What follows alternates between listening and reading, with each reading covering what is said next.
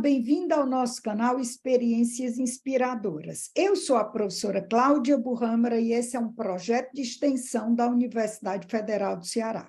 O nosso objetivo é inspirar vocês a partir das experiências dos nossos ex-alunos.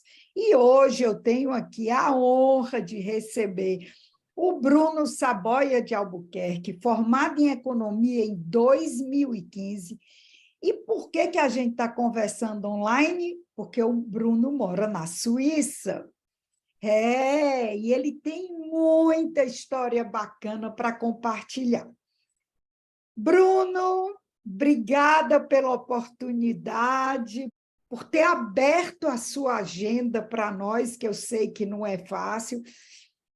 Ainda estamos lidando com o fuso horário, né? Que para você é ainda mais difícil. Então, obrigada por compartilhar suas experiências com a gente. Obrigado, professora. Pelo contrário, é uma honra estar aqui. Eu acredito que esses projetos são muito bem-vindos ao UFC. Realmente aqui a diferença de fuso são 5 horas, né? Então são 8 horas da noite aqui, mas ainda tem muito sol. Outra coisa da Suíça, a gente está chegando no verão, então o sol se põe mais ou menos 11 horas. Mas tudo bem, muito obrigado, na verdade, eu me sinto honrado por estar aqui. Espero que eu possa contribuir para os alunos, que eles gostem da nossa entrevista. Bacana, que coisa boa, Bruno. Bom, então começa me contando um pouco da tua vida acadêmica, como foi escolher economia, como foi vivenciar a universidade. Na verdade, eu entrei em economia depois de ter feito ciência da computação. Eu estudei ciência da computação por algum tempo e acabei por entrar no mercado de trabalho. E eu decidi, na verdade é uma coisa que eu me arrependo, mas eu decidi que eu deveria me focar mais no estudo, no trabalho do que no estudo. Mas, enfim, eu abandonei o curso, cheguei a voltar para o curso de ciência da computação por um semestre, mas isso realmente não dava para conciliar as duas coisas, e eu decidi focar 100% no trabalho. Então, eu passei algum tempo só trabalhando, e aí eu disse, olha, mas eu gostava de estudar, era uma coisa que me fazia bem, então eu quero tentar novamente. Mas aí eu disse, não, mas uma coisa que eu gosto muito é economia, né? Eu sempre gostei, achava muito interessante como é que as coisas funcionavam. Eu lembro que eu perguntei para minha mãe desse, mãe, o que é exatamente o dinheiro? Por que eu dou um papel para alguém e ele me dá as coisas, né? E assim, eu percebi que ela não soube me explicar muito bem. Ela até falou para mim, não, é porque o governo tem ouro guardado, que realmente era uma coisa que acontecia há muito tempo, mas já não é o caso hoje em dia, né? O lastro, né? Exatamente. Mas isso foi instinto em Bretton Woods, né? Então, assim, eu percebi que existia... Eu mesmo era muito ignorante em relação a isso, né? Eu pensava, bom, eu acho que entendo, mas o que são realmente as coisas? Como é que funciona? Como é que é uma transação? Por que existe a bolsa de valores? O que é isso? O que é aquilo? E, assim, a economia não estuda só isso, né? Ela também estuda a relação entre as pessoas, por que as pessoas decidem A em vez de B, né? Essa é que é a verdade. Por que a gente decide o que a gente decide baseado em recursos escassos. Então, o próprio conceito da universidade, no curso de economia, me atraiu, e aí eu decidi ir para economia. Aí também interessante, eu entrei uma vez em economia, em 2007, e não concluí o curso, eu fiz 2 anos e não concluí, larguei de novo para voltar para o meu trabalho, porque eu abri minha empresa, e aí foi só em 2013 que eu voltei e disse, não, agora eu vou até o fim. E você estava me falando do seu TCC, que foi um artigo. Como foi esse processo, Bruno? O professor Marcelo Calado, que à época era coordenador do curso de economia, ele disciplinava, né, ele ministrava uma cadeira onde o final era um trabalho, né? Você escolhia um tema e você tinha que escrever sobre isso. Eu escrevi sobre bitcoins, né? Isso foi em 2012, se eu não me engano. Não, 2013, desculpa. Evolução. 2013. Era revolucionário isso naquela época, né? É, exato, assim, na verdade, assim, não era uma coisa como é hoje, que muita gente já ouviu falar e tudo, era uma coisa realmente, assim, meio obscura. Eu lembro que, assim, às vezes, até mesmo tentando conversar com os professores, alguns deles, eles não entendiam bem, e foi até por isso que eu decidi fazer, porque o que eu percebo? Eles sabiam, logicamente, a teoria econômica, mas não entendiam a parte da informática, né? Da TI. E aí eu estava bem no meio entre as duas coisas, porque eu entendia a tecnologia e entendia o princípio econômico, né? Então eu disse, não, isso aqui é um assunto que é realmente interessante, né? E aí eu escrevi esse artigo, vamos dizer, mas primordialmente para a cadeira dele. Eu não tinha intenção de levar isso para ser um artigo, etc. Só que aí o próprio professor Calado, ele chegou e me disse, olha, Bruno, agora o UFC tem né, assim, aqui no curso de economia, a gente tem uma regra que se você publicar um artigo científico, você não precisa fazer o TCC. Então, aquilo ali brilhou meu olho, né? Porque a gente sabe que TCC não é uma coisa fácil, exige muita dedicação e muito tempo, e eu já tinha feito, né? Já tinha tido essa dedicação para escrever o artigo. Aí, na verdade, assim, o artigo estava em português, ele falou, vamos mudar para inglês, né, vamos reescrevê-lo em inglês, porque fica mais fácil, né, da gente publicar, e eu acho que isso também é uma coisa boa, a gente tem que publicar mais em inglês para o mundo poder saber o que é o UFC, né? Mas, enfim, aí o artigo foi feito, a gente publicou na RBE, aí depois, quando eu cheguei no TCC, não precisei fazer mais nada, só me deram 10 lá e no meu último semestre, certo, da Tá. UFC, eu não estudei na UFC, eu estudei em Liechtenstein, que é um paísinho minúsculo aqui da Europa, entre a Áustria e Suíça, né? Aham. E aí teve também o processo de fazer a equivalência e aprovar essa ida minha, né, como uma coisa institucional e oficial. Perfeito. Mas, assim, eu também achei que era uma oportunidade boa, né? Eu não conhecia muitas pessoas que conheciam Liechtenstein, e aí eu li o livro do monarca lá, né? Ele é chamado de príncipe, mas esse nome para a gente é confuso, né? Porque é como o príncipe de Mônaco. Ele é o Aham. regente, né? O rei, vamos dizer. Aham. Mas o título dele é príncipe. Mas eu li o livro dele, achei interessante e pensei, bom, eu poderia morar no país desse. Mas a curiosidade é que eu acabei por entrevistar o príncipe no castelo dele quando eu morei lá. Eu tenho uma entrevista com ele, eu gravei um áudio, eu fui ao castelo dele, né? O que é uma coisa, é uma honra assim meio rara lá. Algumas pessoas elas ficaram bem surpresas. Eu morava numa casa com uma família de Liechtenstein e quando eu falei para eles que eu estava indo fazer isso, eles ficaram: Nossa, sério?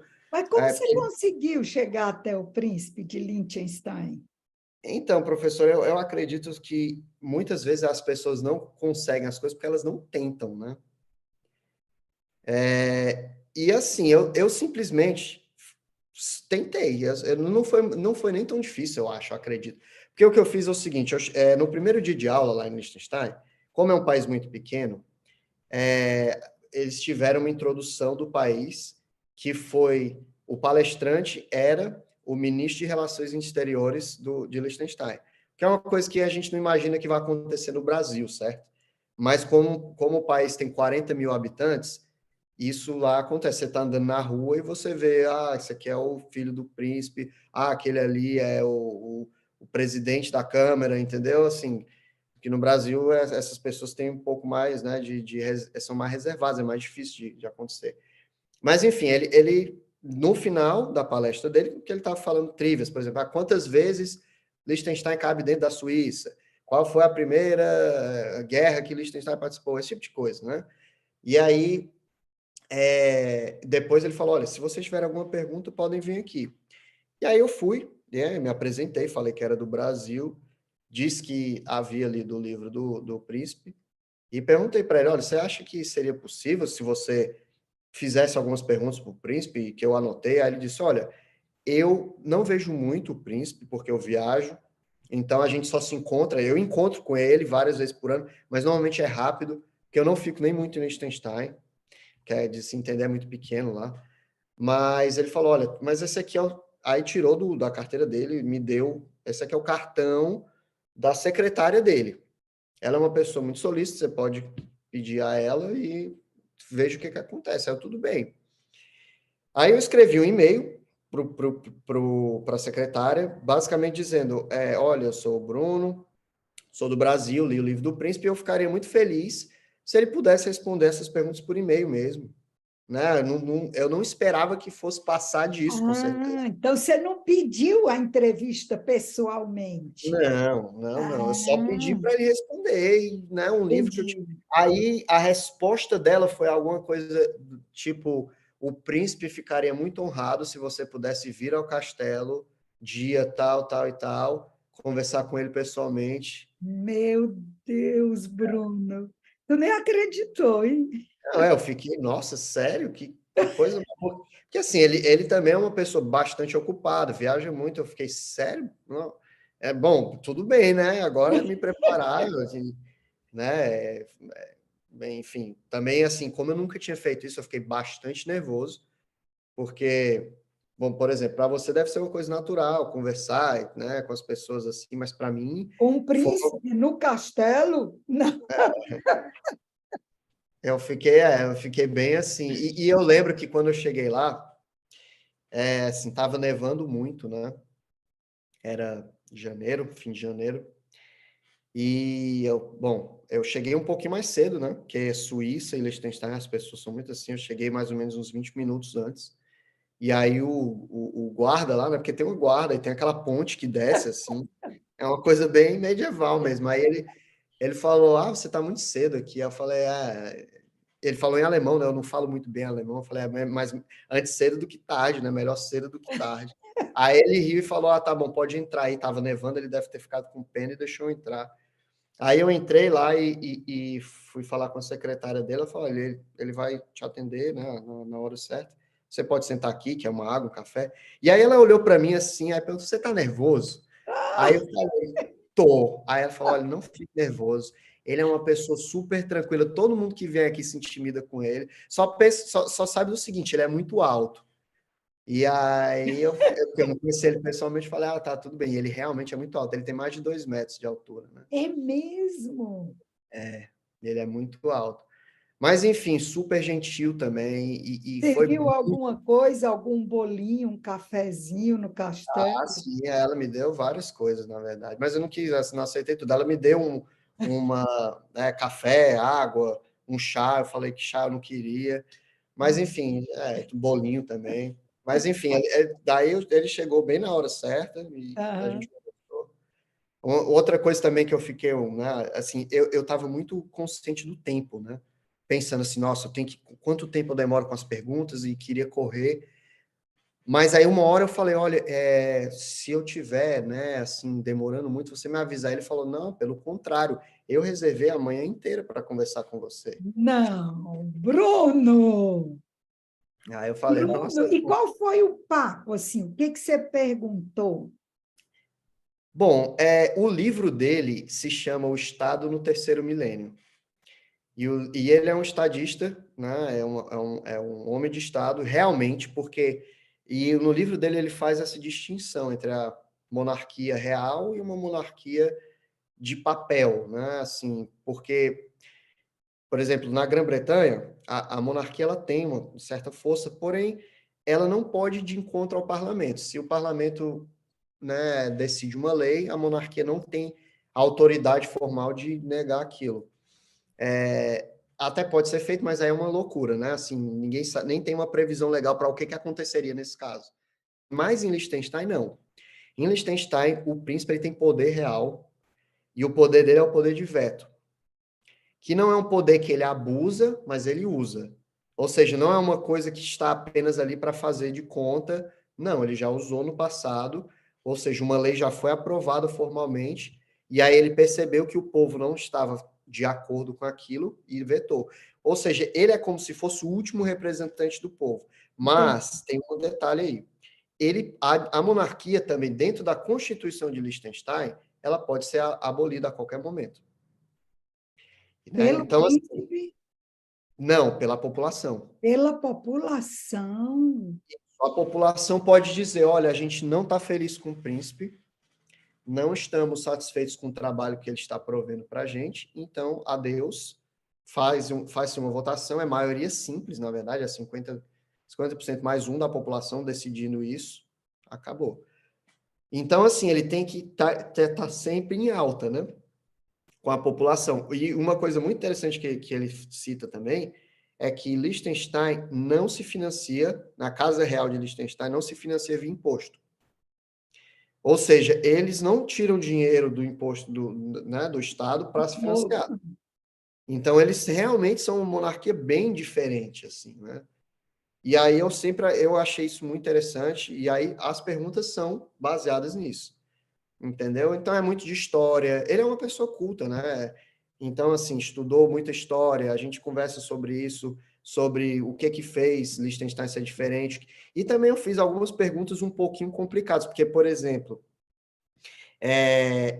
Liechtenstein, o aborto em Liechtenstein é proibido, certo? Mas não é proibido nem na Áustria e nem na Suíça. Agora, Liechtenstein é uma tripa de nada, você consegue ir de bicicleta para a Áustria ou para a Suíça.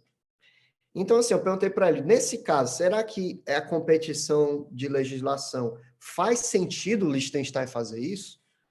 E aí ele respondeu, olha, o que acontece é o seguinte, aqui isso é uma coisa que é determinada pelo povo. Nós temos democracia direta, então o pessoal daqui não foi a favor, assim seja. O que a gente faz é tentar ajudar as mães que querem, né, fazer um aborto, dizendo, olha, vamos cuidar de você até você ter o filho, seu filho vai ser doado para adoção, ou seja, tem todo um acompanhamento psicológico. Mas, de qualquer forma, se elas quiserem abortar, elas vão para a Áustria, pegam um trem Elas e vão vão. para a Áustria, para a Suíça. Mas que história bacana, Bruno. Bom, e aí, depois de ir para Liechtenstein, entrevistar o príncipe, voltar, se Eu formar, recebi um convite para trabalhar para uma empresa da Dinamarca, e aí eu fui morar na Dinamarca, né? foi da área de tecnologia também. Isso, da área de tecnologia. Eu trabalhei em 2017 remoto, e aí eles me convidaram para ir, e aí em 2018 eu fui para a Dinamarca. E aí eu Você fiquei lá pode até... dizer o nome da empresa, não? Posso. Todas as empresas, na verdade, eu posso dizer o nome. A empresa que eu trabalhei primeiro lá se chama Coinify, é uma empresa de criptomoedas. Hum. Depois da Coinify, eu mudei para o Danske Bank, que é o maior banco comercial, né, da Dinamarca. E aí, depois do Danske, eu fui para outra empresa chamada Beck, que também é uma empresa na área financeira. Eles prestam serviços para pequenos e médios bancos, que não têm a infraestrutura de TI, né, ou não querem ter, porque é caro, então eles terceirizam para o Beck. Então, o Beck é o provedor de infraestrutura de TI dos pequenos e médios bancos da Dinamarca. Sim, então você foi para esse terceiro banco na Dinamarca e ficou lá quanto tempo? 2 anos. No, 2 anos no no banco. banco. E na Dinamarca? Na Dinamarca, eu fiquei um total de 3. Porque assim, o que aconteceu? Eu fui em 2018, aí no final de 2019 eu viajei para fazer minhas férias, né? Para tirar minhas férias. E aí a Covid começou enquanto eu estava no Brasil. O que na verdade até foi bom para mim. Pois Porque é, você estava aqui em casa, né? então eu estava mais. Porque assim, nessa, nessa crise, você tá longe de todo mundo, piora as coisas, né? Assim, longe dos seus familiares, né? Longe de quem você pode ainda ter um contato ali. Então, assim, se eu tivesse na Dinamarca, eu ia estar sozinho, dentro de casa, por meses, né? Quase um ano, só eu e eu, Isolado, total. isolado. Exato. Então, assim, eu não sei se teria sido até bom para minha saúde mental, Eu né? acho. Mas graças a Deus, eu tive a sorte, vamos dizer assim, de estar na hora certa, Ai, né, no graças a Brasil. Deus. Então, deu tudo certo, e aí, mas assim, depois que a pandemia deu uma aliviada, eu retornei à Dinamarca. e comecei a trabalhar de lá de novo. E foi aí que eu mudei de emprego, né? Eu mudei de emprego enquanto eu estava lá e eles falaram, olha, você vem, entendeu? E trabalha aqui. Aí era uma empresa que tinha restrições também, né? De pessoas, ou seja, estava muito deserto, mas ainda podia ir para o escritório. Então, assim, foi um pouquinho mais leve para mim. Mas isso foi o quê? Em 2021, né? Em 2021. E aí a Suíça? Aí a Suíça, né? Pois bem, então eu trabalhei nessa empresa durante mais ou menos 6 meses, né? E aí eu comecei a sentir muita saudade do Brasil. Eu tinha passado esse tempo todo na pandemia lá, eu falei, olha, tá muito difícil, né? Aí também teve problemas de saúde de familiares, né? E aí eu disse, bom, eu quero voltar para o Brasil para estar mais perto, né, nesse período. E aí eu voltei, né? Fiquei mais um tempo, comecei a namorar, né? Minha namorada, a gente começou a namorar durante a pandemia, né? Quando a pandemia estava acontecendo. Então, quando eu retornei, né, ao Brasil dessa vez, eu falei, não, eu acho que eu quero ficar aqui, né? Eu tive essa impressão, né, porque ela foi me visitar na Dinamarca, mas era muito complicado, né? Tinha restrições de quanto tempo ela podia ficar e etc, né? E eu pensei, bom, eu quero um trabalho remoto agora, quero ficar aqui no Brasil. E aí, né, eu me desliguei dessa empresa da Dinamarca, voltei para o Brasil, fiquei com a minha namorada. Aí eu fui morar em Sobral, porque era onde ela morava. Ou seja, eu fui da Dinamarca Gente, para mas Sobral. como você roda, que coisa mais maravilhosa, que conhecimento, que vivência multicultural. É, e na verdade, Sobral é de onde a minha família é tradicionalmente, né? Então, Que assim, bacana. foi legal voltar lá. Fui no sítio do meu avô, que eu ia quando eu era criança, né? Lá na Serra da Meruoca. E foi melhor para mim também, porque eu lembrava assim de Sobral muito vagamente. Agora eu tenho ela no meu mapa mental, assim, o que que é o Bacana. assim, as coisas, porque eu morei lá um tempinho com a minha namorada. Porque assim, eu acho também bacana que assim, a gente está falando de internacional, internacional, internacional. É, Mas eu gosto do Ceará também. Eu é. gosto do Brasil, né? Eu gostei de morar em Sobral. Muito amigo meu falava, nossa, tu saiu da Dinamarca para morar em Sobral. Eu falei, cada canto tem seu encanto, né? Cada canto tem seu encanto, é isso Eu mesmo. ainda tentei trabalhar remoto para essa empresa da Dinamarca, mas eles falaram que não era possível. Ah, Contratualmente, eles não podem fazer isso. É uma regra financeira lá da Dinamarca que tem que estar lá. Então, eu falei, bom, ah. infelizmente, não dá. Aí eu tive que mudar de empresa, e aí trabalhei para uma empresa dos Estados Unidos e outra da Finlândia, remotamente. E aí a minha namorada começou a ficar insatisfeita, né, com a faculdade dela. Falou, olha, não estou gostando muito. Hoje ela está lá na Itália, né? Ela está vindo agora me visitar, mas ela está lá, estuda em Bolonha, que é a universidade mais antiga do mundo. Ela está E gostando lá. Medicina lá. agora sim, ela está gostando. Vocês saíram de Sobral para a Itália juntos e depois que você foi para a Suíça, não? Não, então, aí o que aconteceu? Nessa época, eu comecei a procurar, e aí me contactaram do banco aqui, né, da Suíça, dizendo, olha, tem essa oportunidade. Aí eu aceitei o emprego e eu vim para cá antes dela, né? Ah, Então, eu vim em maio do ano passado. E aí ela veio me visitar primeiro aqui na Suíça, depois ela veio fazer a prova no meio do ano, né?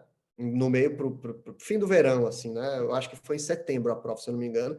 Veio fazer a prova, fez, passou, aí ficou aqui mais um tempo, aí voltou para o Brasil de novo, né? Aprovada já, voltou para o Brasil, e aí depois voltou de novo para cá e agora até agora está aqui. gente, isso contado é tão fácil, né?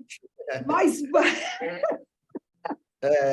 Exato. te ver cada momento, cada ansiedade. Ai, gente, É, eu já estou aqui sofrendo por você. é.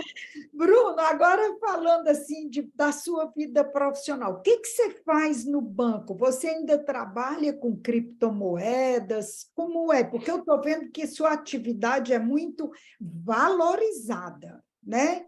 porque você está sempre tendo empresas que estão em busca do seu trabalho. O que é exatamente que você faz?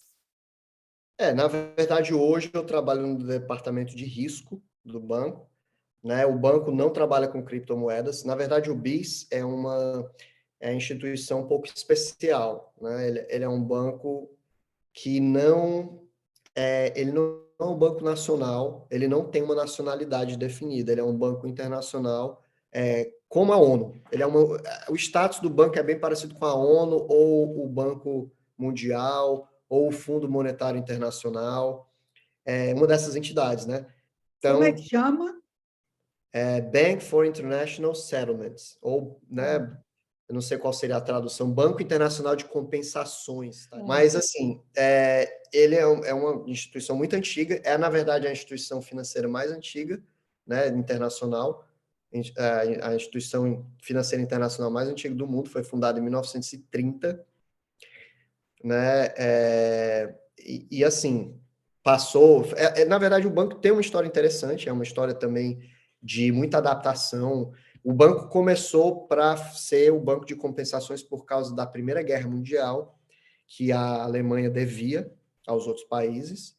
Então, ele foi criado para fazer essa intermediação entre a dívida da Alemanha com os outros países. Disso, evoluiu para várias coisas, né? Nos anos 70, eles começaram a ter um foco bastante diferente.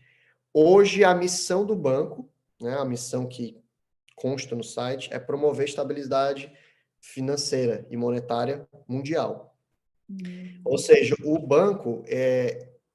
Brasil é cliente do banco, né? Ou seja, sócio do banco. E o que isso quer dizer? Na verdade, o banco não tem clientes que sejam pessoas físicas ou jurídicas, são só bancos centrais. Então, o BIS é considerado o banco central dos bancos centrais. Entendi. Ele é, né, o provedor de liquidez de última instância a nível mundial, como o Banco Central é para os bancos comerciais do Brasil, o BIS é para o Banco Central do Brasil, né? Então, ele é um banco que está tentando fazer isso a nível global. Né? Então, assim, a gente tem visitas frequentes, né, de ministros da economia, por exemplo, o Augustin Carsten, que é o presidente do banco, esteve no Brasil, ou até talvez está, foi recente, conversou com o ministro da Economia do Brasil, né? Um dos ex-presidentes do Banco Central do Brasil, né, o Alexandre Tombini, trabalha no banco, só que lá no México. Eu também já conversei com ele, inclusive, tomei um café com ele. Então, assim, é uma instituição global, onde que o Brasil também tem muita proximidade, né? Assim, então, Você aplicou para o banco ou eles que te convidaram? não, eles que me convidaram, eles que foram em mim e falaram, olha, tem essa Como eles oportunidade. chegaram até você? Pelo LinkedIn, né? A Hum, plataforma é por isso que também uma coisa que eu recomendo é que você deixe ele polido, arrumado, porque assim, as oportunidades aparecem se você, né, tiver no radar, vamos dizer assim. Era Mas isso que eu ia te pedir, para a gente ir já concluindo. Que mensagem, que conselho você pode dar para quem está nos ouvindo? eu acho que a principal característica que eu vejo dessas coisas que eu fiz, dessas aventuras e desaventuras que eu tive pela vida, é que, como eu falei, é um ditado que eu não sei se é cearense, mas me parece ser, que é o não a gente já tem. Né? Então, vamos buscar o sim, ou talvez, pelo menos, né? O sim, você pode até não ter, no final das contas, mas você tentou. Eu acho que as pessoas desistem antes de tentar, às vezes, né? Então, assim, tente. Se você não conseguir, tudo bem, porque, assim, eu estou falando aqui também, como você falou, né? A gente está falando de um processo que, às vezes, a gente simplifica e parece que foi tudo dando certo, mas não, teve percalço. Eu já ouvi muito não. O Danske, por exemplo, que eu trabalhei, eu apliquei 2 ou 3 vezes antes de conseguir a vaga lá.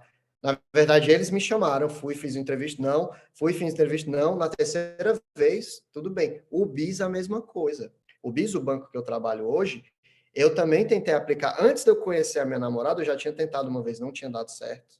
Há muito tempo atrás. Aí depois eles me chamaram de novo. Tentei, não deu certo.